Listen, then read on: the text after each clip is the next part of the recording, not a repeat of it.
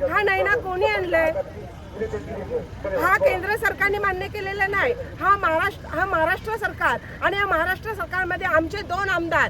सगळ्या तरुणांना मी विनंती करणार आहे की पुढच्या लढाईला सज्ज व्हा, संघटित व्हा आणि ज्या दिवशी तुम्हाला रस्त्यावर यायचं आम्ही ऐलान करू त्या दिवशी पूर्ण ताकदीने पण तो शांततेच्या मार्गाने तुम्ही या. काय कार्यक्रम द्यायचा त्यांना देऊ. नमस्कार मित्रांनो, सागोजांच्या ब्लॉगिंग चॅनलमध्ये तुमचं स्वागत आहे. आज मी आलेलो आहे पनवेल येथे तुरमाले गावाजवळ आणि तुरमाले गावाजवळ अमरण उपोषण ठेवण्यात आलेलं आहे आणि तेथील आजचा 8वा दिवस आणि तेथील उपोषणकर्त्यांची परिस्थिती कशी आहे ते आपण जाणून घेऊया. आणि मला असं समजलं आहे की सिडकोचे MD आणि उपोषणकर्ते यांच्यामध्ये मीटिंग झालेली आहे आणि त्या मीटिंगमध्ये नक्की काय घडलं ते आपण जाणून घेऊया. तर मला तर वाटतं तेथील तज्ज्ञ ॲडव्होकेट सुरेशजी ठाकूर साहेब हे देखील सुद्धा मला भेटतील आणि आपण त्यांच्याकडून माहिती घेऊया. चला तर आपण माझ्यासोबत कंटिन्यू राहा. आम्ही त्यांचं त्या ठिकाणी अभिनंदन करतो. समस्त शेतकरी वर्गाचा पण या ठिकाणी जोरदार असे स्वागत करतोय, आभार मानतोय. आपण सकाळच्या सत्रापासून आज आपण इथे उपस्थित आहात ही खूप जमेची बाजू आहे आपल्यासाठी. समस्त शेतकरी वर्ग प्रकल्पग्रस्त 95 गावाचा समिती 95 गावाचे शेतकरी यांचाही या ठिकाणी मनापूर्वक इथे आभार मानतोय.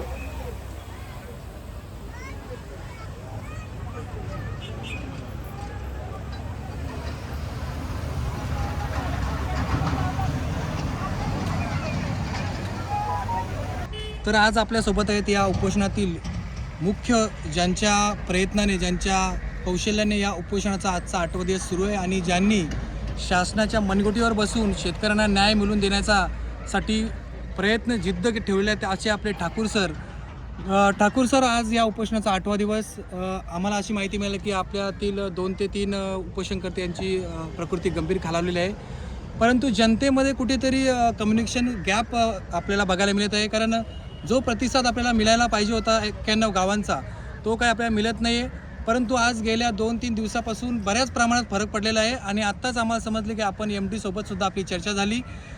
आपण या नागरिकांना, ज्या नागरिकांना आत्तापर्यंत 13 वर्ष होऊन सुद्धा लोकांचा आकंठा करून जे 13 वर्ष आपण जे जनजागृती करतात ते लोकांच्या समजत येत नाही. आपण आपल्या सोप्या भाषेमध्ये या आपल्या भागातील नागरिकांना काय आदर्श किंवा काय मेसेज द्याल?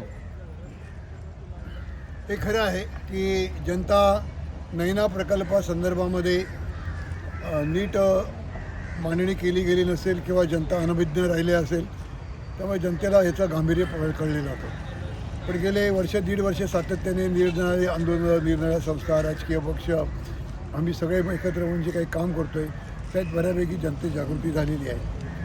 आणि या सगळ्याचा परिपाक म्हणून आज उपोषणाचा 6 डिसेंबरपासून उपोषण सुरू झालं आहे. आपण म्हणाला त्याप्रमाणे 3 उपोषणकर्त्यांची परिस्थिती खालावली आहे. एक 5 मिनटापूर्वी त्यांच्याशी मी बोललो. त्यांना म्हटलं जर कसं काय वाटते तुम्हाला, उपोषण सोडायचं असेल तर काही आग्रह नाही आहे, जीवाच्या पलीकडे महत्त्वाचं काही नाही आहे, कारण आपण जगलात तर समाज जगवेल. त्यांचं म्हणणं आहे की नाही, आमचं काही झालं तरी चालेल पण आम्ही उपोषण मागे घेणार नाही आहोत, आम्ही उपोषणावरून उठणार नाही. त्यांचा निर्धार पक्का आहे. उलट त्यांचा निर्धार पक्का आहे हे आपल्या माध्यमातून जर जनतेला कळलं तर जनतासुद्धा पेटून उठणार आहे. नैना प्रकल्पाबद्दल बरेच सुरुवातीला संभ्रम होते किंवा ह्या प्रकल्पामुळे ज्यांचं उखळ पांढरं होईल, त्यांचा आर्थिक फायदा होईल अशा मंडळींनी नैनाविषयी जनतेला भ्रामक काहीतरी स्वप्न दाखवली.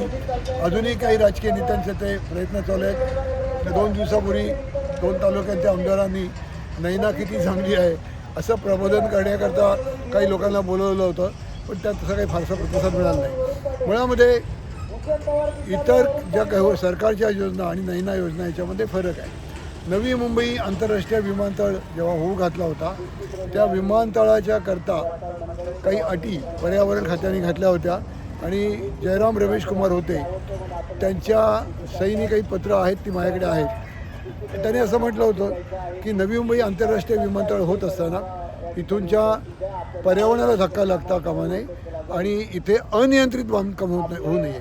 इंग्रजीमध्ये त्यांनी त्याला हा बाजार असा शब्द वापरला होता आणि त्याच्याकरता सरकारला त्यांनी सुचवलं होतं.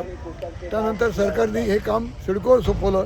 सिडकोने त्या संधीचं सोनं करायचं ठरवलं आणि जिथे अनियंत्रित बांधकाम होऊ नये म्हणजे काय की कोणीतरी कुठेतरी बिल्डिंग बांधायची, सांडपाण्याची सोय नाही आहे, जाण्यायेण्याचे रस्ते ठेवलेले नाहीत, नियोजन नाही, कोणाची परवानगी घेतली नाही, याच्याकरिता लक्ष ठेवण्याकरता एक नियोजन प्राधिकरण म्हणून सिडकोकडे काम सोपवलं होतं. याचा अर्थ सरकारने किंवा कोणीही सिडकोवरती अशी सक्ती केली नाही की या निमित्ताने तुम्ही जमीन सिडकोच्या शेतकऱ्यांची जमीन घ्या आणि त्याच्यावरती तुम्ही टाऊन प्लॅनिंग स्कीम करा, असं त्या योजनेत कुठे नाही.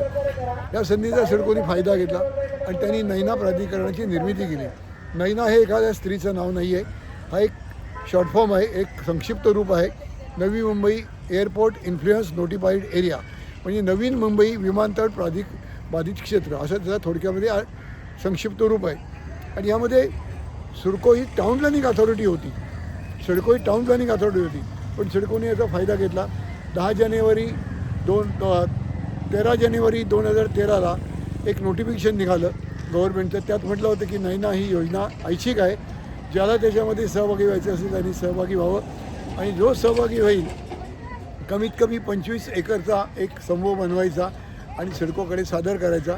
सिडको त्याच्यामध्ये त्यांना मूलभूत सोयीकरता जागा 40% कापून घेईल आणि 60% जागा त्यांनी डेव्हलप करायची आणि त्या डेव्हलपरनी किंवा शेतकरी डेव्हलप करत असताना त्याला FSI वाढून मिळेल, 2.5पर्यंत FSI मिळेल.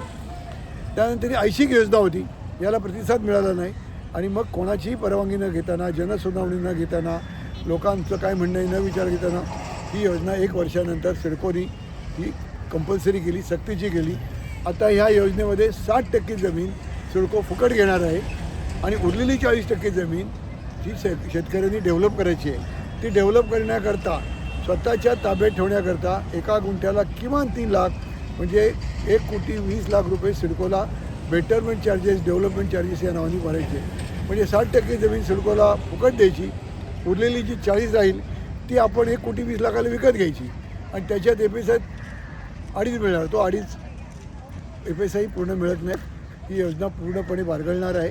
परंतु त्याने झालं काय की ह्या योजनेमुळे जी आमची काही गावं होती त्या गावामधली मूळ गावठाणाच्या बाहेर आमच्याच जमिनीवर शेतकऱ्यांनी घरं बांधली होती, ती घरंसुद्धा बेकारीशी ठरवायचं काम सुरू झालं. हे जेव्हा लक्षात आलं तर आपल्या सगळे लोक आपण त्याला विरोध करत होतो. आज उपोषणाला बसलेले आमचे सहकारी अनिल ढवळे यांनी पहिल्याच उपोषण केलं होतं जून महिन्यामध्ये 26 जूनला आणि त्याची सांगता झाल्यानंतर सिडकोचे अधिकारी, मुख्य भूमापन अधिकारी आणि नैनाचे प्रमुख नियोजनकार यांनी येऊन लेखी आश्वासन दिलं होतं की आम्ही येत्या 3 महिन्यामध्ये ह्या भागातील सर्वे करू आणि प्रत्येक गाव नैना भाग बाधित जो गाव आहे त्या भागातल्या गावातल्या लोकांना सर्वे करून त्यांची प्रॉपर्टी कार्ड देऊ, मालमत्ता कर देऊ. हे आश्वासन पाळलं नाही. 1 महिना आम्ही आणखीन त्यांना नोटीस दिली. त्यानंतर परत एक आंदोलन झालं. त्यानंतर मागून आत्मदहनाचा आम्ही इशारा दिला. आम्हाला सगळ्यांना अटक केली होती. मी आहेत, माझे सहकारी अनिल गोलन गोवारी आहेत आणि अनिल ढवळे उपोषणात बसले. आम्हाला तिघांना पोलिसांनी अटकही केली होती. एवढं होऊनसुद्धा सिडकोचं धोरण बदलत नाही. आज उपोषणाकरता ही मंडळी बसली. काल मी स्वतः नागपूरला गेलो होतो. तिथे अनेक आमदारांच्या भेटीगाठी घेतल्या. आपले अलिबागचे माननीय जयंतभाई पाटील त्यांनी याच्यावरती विधान परिषद त्याच्यावरती चर्चेची मागणी केली आहे. खरं म्हणजे आजच 1 तास दिलेला होता, पण कामकाजामुळे किंवा कामकाजाच्या गर्दीमुळे ती उद्या चर्चा होणार आहे. काल आम्ही अनेक नेत्यांना भेटलो, त्याच्यात विरोधी पक्षनेते अंबादास दानवे यांना भेटलो. काल आमच्या एका सहकाऱ्यांनी उद्धवजी ठाकरे, आदित्य ठाकरे यांनाही निवेदन दिलं आहे. सुनील प्रभू आमदार जे आहेत ते स्वतः कार्यालयामध्ये येऊन तिथे त्यांनी निवेदन स्वीकारलं. माझे मित्र आमदार कबीर पाटील आहेत, त्यांनाही निवेदन दिलेलं आहे. जितेंद्र आव्हाड, नंतर राष्ट्रवादीचे आमदार जयंत पाटील यांनाही निवेदन दिलेलं आहे. अनेक आमदारांना निवेदन दिलं आणि मला खात्री आहे की उद्या ह्याच्यावरती आवाज उठवला जाईल. तेव्हा ते सगळं झाल्यानंतर काल मी थांबणार होतो इथे. तातडीने निरोप आला की सिडकोच्या कार्यकारी संचालक श्री अनिल डिग्रीकर यांनी 12:30ला मिटिंग लावलेली आहे. तेव्हा मग सगळ्या पहाटे लवकर उठून आज आलो. आम्ही मिटिंगला गेलो. मिटिंगमध्ये त्या मिटिंगला सगळे लोकशाही आघाडीचे नेते होते. लोकशाही आघाडीचे इथूनचे अध्यक्ष आहेत बबनदादा पाटील, जैम म्हात्रे होते, काशीनाथ पाटील होते, राष्ट्रवादीचे सरचिटणीस प्रशांत पाटील होते, माझे सहकारी आमचे नगरसेवक रवी भगत होते. त्यानंतर राजेश केणी, शेखर शेळके, शिरीष घरत, RC घरत, ही बरीचशी मंडळी होती. अनावादाने काही लोकांचं नाव घ्यायचं राहिलं असेल. ह्या सगळ्या लोकांच्या चर्चेमध्ये आम्ही सांगितलं की मुळामध्ये चर्चेमध्ये एकच मुख्य मुद्दा होता उपोषणाचा. इतका आज 6 डिसेंबरला उपोषण चाललेलं आहे. तेवढी विचारलं तुमची मागणी काय? म्हटलं आमची मागणी म्हणण्यापेक्षा आमचं कारण आहे ही जी योजना ही आम्हाला देशोधडीला लावणारी आहे आणि ही योजना तातडीने रद्द झाली पाहिजे. याच्यात कसल्याही प्रकारचं तडजोड होणार नाही. त्याच्यानंतर मग त्याला पर्याय काय, कसं मागे जायचं? म्हटलं पर्याय होत असेल तर मग आमचे सहकारी आहेत अतुल म्हात्रे, त्यांनी एक डेमो दाखवला आणि त्याच्यामध्ये महाराष्ट्र सरकारने डिसेंबर 2020मध्ये एकात्मिक विकास प्रणाली UDCRP हा जो कायदा आणला आहे तो कायदा नैना विभाग सोडून महाराष्ट्रात सगळीकडे महाराष्ट्र शासनाने लागू केलेला आहे. मुळामध्ये तो प्रत्येक महाराष्ट्रातल्या ग्रामपंचायतीमध्ये लागू केलेला आहे, नगरपालिकेत लागू केलेला आहे, महानगरपालिकेत लागू केलेला आहे. ह्या आपल्या गावाला जोडून असलेली, या क्षेत्राला जोडून असलेली पनवेल महानगरपालिकेला हा कायदा लागू आहे. तिकडे नवी मुंबई महानगरपालिकेला लागू आहे. एवढंच नव्हे, नैना भाग सोडून सिडकोच्या ताब्यात जी गावं आहेत त्या भागातसुद्धा सिडकोने ते UDCRP लागू केलेलं आहे. म्हणजे शेतकऱ्याची 1 इंच जमीन फुकट न घेताना त्याला 2.5 पैसा मिळतो. फक्त इथे शेतकऱ्याची जमीन फुकट्यात घ्यायची, 60% जमीन लाटायची, ते लँड पुलिंग म्हणतात. पण लँड पुलिंग म्हणण्यापेक्षा मी म्हणेन की लँड ग्रॅबिंग म्हणजे एखादा भूमाफिया असतो, कुठेतरी जमीन बळकावतो आणि त्या झोपड्या बनतो, तशा प्रकारे चाललेलं आहे. आमचा संपूर्ण शेतकऱ्याचं नुकसान होणार आहे. हा ज्या वेळेला सर्वे झाला होता त्या सर्वेमध्ये मी मग सिडकोच्या MDने सांगितलं, हा सर्वे झाला होता त्या सर्वेमध्ये असं म्हटलेलं आहे की ह्या भागातील जमीन 42% लँड इज मल्टी क्रॉप. 42% जमीन ही दुबारी पिकाची आहे. आज आपल्याकडे आपण इथं गेलात तर भाताचं पीक निघाल्यानंतर आमचे शेतकरी बांधव याच्यामध्ये मग दुसरीच पीक भाजीपाला असतो, वाल असते, चवळी असते, मूग असतो, मटकी असतो. म्हणजे पाऊस संपल्यानंतर भाताची शेती संपल्यानंतर दुसरं पीक घेतलं जातं. त्यात शेतकरी आमच्या अनेक स्त्री पुरुषांचं जीवन त्यावर अवलंबून आहे. म्हणजे सगळी शेती नष्ट होणार आहे. नैना प्रकल्पात रोजगार नाही, इथे एकही कंपनी येणार नाही. इथे काय होईल, मोठमोठ्या कॉलनी उभारल्या जातील आणि कॉलनी उभारल्यानंतर आमचे शेतकरी तिथे वॉचमन म्हणून काम करतील. त्यांना तेही कोण काम घेत नाही आणि नाईलाजास्त रोजगार गेल्यानंतर शेती गेली, भाजीपाला गेला, उत्पन्न नाही. आमच्या ह्या भागातील आमच्या मायमाऊलींना कोणातरी भांडी घासायला लागेल. हे अतिशय विदारक क्षेत्र आहे. हे विमानतळ क्षेत्रात भागात झालेलं आहे, अन्य ठिकाणी झालेलं आहे. मी उघड्या डोळ्यांनी बघत असतो. हे झालं आपलं नैनाबद्दलचं ज्ञान. अतिशय सोप्या आणि मार्मिक शब्दामध्ये आपण नैनाबद्दल माहिती दिली. परंतु आत्ता आपल्या लोकांना नैना चांगली की वाईट हे सांगण्याची वेळ उरलेली नाही आहे, कारण प्रकृती गंभीरजनक होत चालली आपल्या उपोषणकर्त्याची. त्यामुळे एकच जिद्द नैना रद्द हा आपला जो स्लोगन आहे. तर आत्तापर्यंत आपण नैनाच्या विरोधात जे आजपर्यंत आपण उपोषण पुकारलं, आंदोलन पुकारलं, आता जे तरुण आहेत जे तुमची वाट बघतायत की आता इथे शासन लक्ष देत नाही असं बऱ्याचपैकी लक्षात आलेलं आहे जनतेच्या, आणि जनता आता यायची सुरुवात झाली आहे. महिलांचाच जास्तीत जास्त खारीचा वाटा दिसतोय, कारण आज सकाळी बघितलं तर कमीत कमी 2000 महिला उपस्थिती होती त्यांची. त्याबद्दल त्यांचा आभार मानावं लागेल. तर आपण इथल्या स्थानिक भूमिपुत्रांना काय मेसेज द्याल की त्यांनी काय करावं? आपण आपला मार्ग करीत आहात संविधानिक पद्धतीनं, पण तरुणांनी किंवा जे कोण युवा आहेत त्यांनी आपल्याला कशा प्रकारे समर्थन द्यावं, त्यांनी काय करावं याबद्दल आपण त्यांना काय मार्गदर्शन कराल? उद्याला आपण एक चांगला विचार मांडला. परत आम्ही संविधान मार्ग जे काही संविधानाने मार्ग दिलेले आहेत, लोकशाही मार्गाने शांततेने आंदोलन व्हावं. दुर्दैव असं आहे की सगळी जी सरकारं आहेत आंदोलनाची त्यांना कल्पना असते, पोलिसांचे रिपोर्ट जातात, निवेदनं जातात, पण नाकाशी जोपर्यंत पाणी येत नाही, कुठेतरी हिंसाचार होत नाही, दगडफेड होत नाही, जाळपोळ होत नाही, तोपर्यंत सरकार लक्ष देत नाही. हे मी विधान करत असताना माझ्या मनामध्ये अशा प्रकारे कसलाही विचार घातक नाही, परंतु हे घातक विचार मनामध्ये लोकांच्या आउट ऑफ फ्रस्ट्रेशन, वैफल्यापोटी लोकांच्या मध्ये येतात. सरकारने सावध राहायला पाहिजे. परवा इथेच आमच्या सगळ्या भगिनींनी, हजारो भगिनींनी शांतते मार्गाने रस्ता रोको आंदोलन केलं. तर ते एकही पुरुष मंडळ गेले नाही. वॉर्निंग होती, फक्त एक ह्यांचा मोठा भाऊ म्हणून आंदोलन हाताच्या बाहेर जाऊ नये म्हणून केवळ एकटा मी तिथे उभा होतो. बाकी सगळी मंडळी आमची पुरुष मंडळी होती. 10 मिनटं ह्या सगळ्या रणरागिणींनी हा रस्ता रोको केला. जर त्यावेळी आम्ही जर ठरलं असतं की अख्खा दिवस जर बसला असतो, अख्खा महाराष्ट्र जाम झाला असता. फक्त पोलीस अधिकारी सहकार्य करतायत, त्यांच्या विनंतीला मान दिलं. 10 मिनटं आम्ही रस्ता रोको केला. आज सुद्धा या भगिनी चिडलेल्या आहेत की 3 आमचे आंदोलनकर्ते आज गंभीर आजारी आहेत. उद्या विधानसभेमध्ये काय होतं आहे बघूया. विधान परिषद काय होते बघा. आमचे माननीय जयंत पाटील साहेब, जयंत पाटील हे उद्या त्याच्यामध्ये घणाघाती आघात करणार आहेत. अनेक आमचे आमदार सगळ्या पक्षाची मंडळी तिथे साथ देणार आहेत. उद्या सरकार काय भूमिका घेते बघूया. पण आता महिला चिडलेल्या आहेत. परिस्थिती हाताबाहेर जाऊ नये. आज तरुण इथे कुस्तीचा आखाडा आहे. कुस्त्या लावलेल्या आहेत. मुलं इथे आलेली आहेत. तरुणांना मला एकच विनंती आहे, 1-2 दिवस बघून द्या. तरुण जर ह्या तालुक्यातला तरुण जर रस्त्यावर आला, तरुणांच्यात प्रचंड ताकद आहे.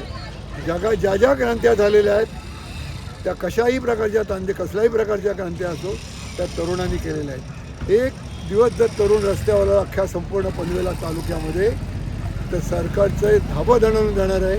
सगळ्या तरुणांना मी विनंती करणार आहे की पुढच्या लढाईला सज्ज व्हा, संघटित व्हा आणि ज्या दिवशी तुम्हाला रस्त्यावर यायचं आम्ही ऐलान करू त्या दिवशी पूर्ण ताकदीने पण तो शांततेच्या मार्गाने तुम्ही या. काय कार्यक्रम द्यायचा त्यांना देऊ. पण आपल्या माध्यमातून मी तरुणांना सांगतो की खरं तुम्ही घडवायचं आहे. आज जी ज्या शेतीच्या करता आम्ही लढतोय ही शेती आम्ही ह्या तरुणांनी विचार केला पाहिजे. तर ही शेती कोणाकडे आली.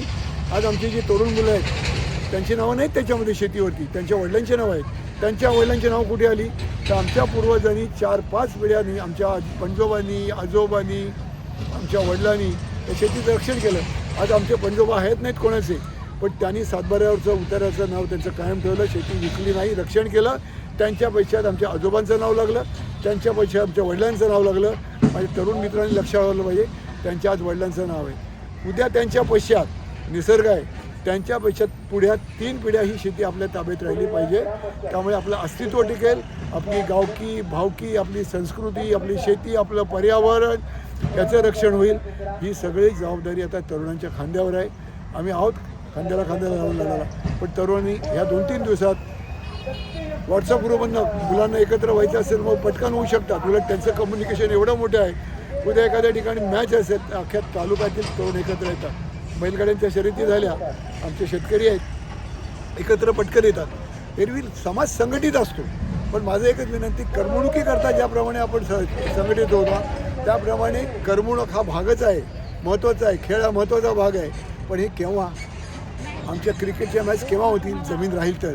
आमच्या बैलांच्या शर्यती कधी जमीन राहील तर. आमची शेती केव्हा पिकेल जमीन राहील तर. भाजीपाला केव्हा पिकेल जमीन राहील तर.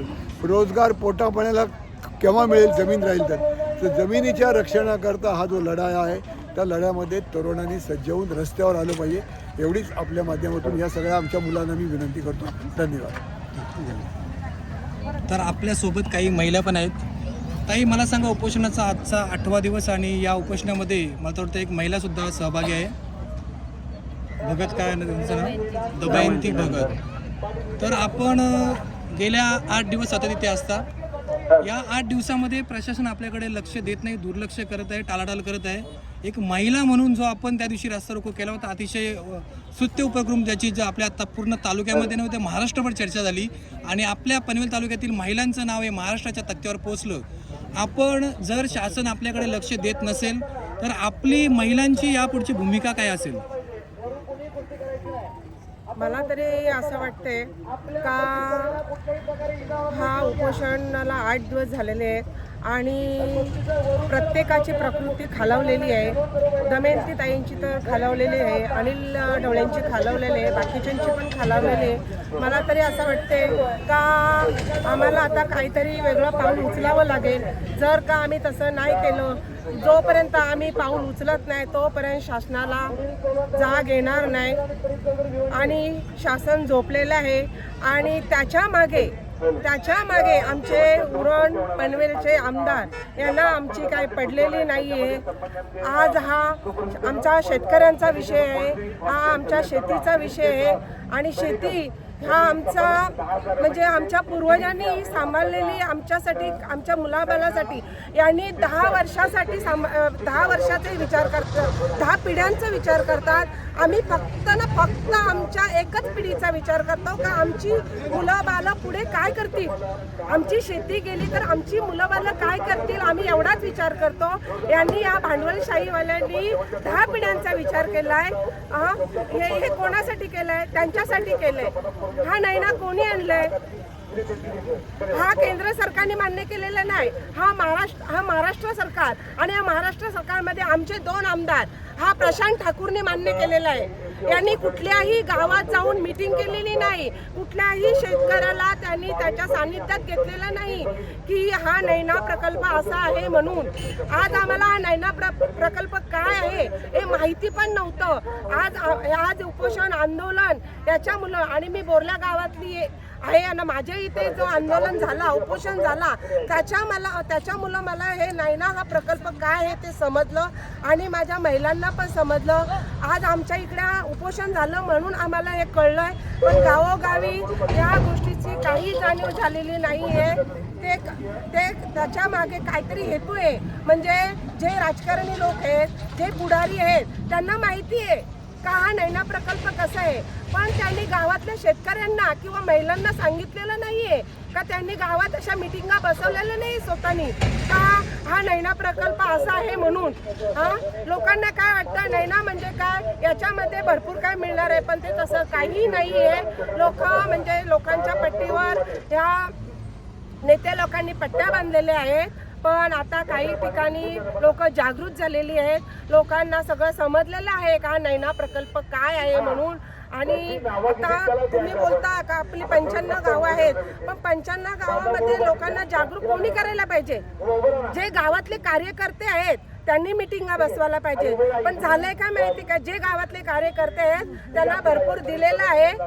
म्हणजे तुमचं असं म्हणणं आहे की आज जो नैनाबद्दल, जी नैना कशी फायद्याची आहे हे सांगण्यासाठी सुद्धा काही लोकांनी कदाचित ठेका घेतला असेल. आपण नैना कशा प्रकारे वाईट आहे हे सांगण्यासाठी इथे आपण जमतो, आकंठा करतो, आपल्या आयुष्याची पणाला लावतो आपण. पण काही राज्यकर्ते किंवा कार्यकर्ते हे गावागावात जाऊन हे नैना कशी फायद्याची आहे हे दाखवण्याचा प्रयत्न करतात. तर त्या कार्यकर्त्यांबद्दल आपलं काय मत आहे? मला असं बोलावंसं वाटतं का ह्या कार्यकर्त्यांनी भाड खाल्लेली आहे. भाड खाल्लेली असल्यामुळं ह्या लोकांना शेतकऱ्याचं काही पडलेलं नाही आहे. पण शेतकरी जागा झालेला आहे. आता शेतकऱ्यांना माहिती झालेलं आहे. मी आजच एका रस्त्यावर मी मच्छी घ्यायला गेलेली, तिथे मी प्रश्न टाकला, अरे बाबांनो तुम्हाला काय समजलंय का नैना म्हणजे काय आहे ते? तर मला एक माणूस बोलला तिथे का आम्हाला समजलंय, पण आमची तोंड बंद केलेत. आमची तोंड बंद केलेत. आम्हाला समजतं, पण आमची तोंड बंद केल्यामुळं आम्हाला याच्यामध्ये भाग घेता येत नाही. त्यांना भाग घ्यायचा आहे, पण त्यांना दाबून ठेवलेले, त्याच्यामुळे ते लोक भाग घेत नाही आणि बाकीच्यांना पण दाबून ठेवतात. पण काही लोक त्यांना ऐकत नाही. त्यांना नैना हा प्रकल्प किती घातक आहे तो माहिती झालेला आहे.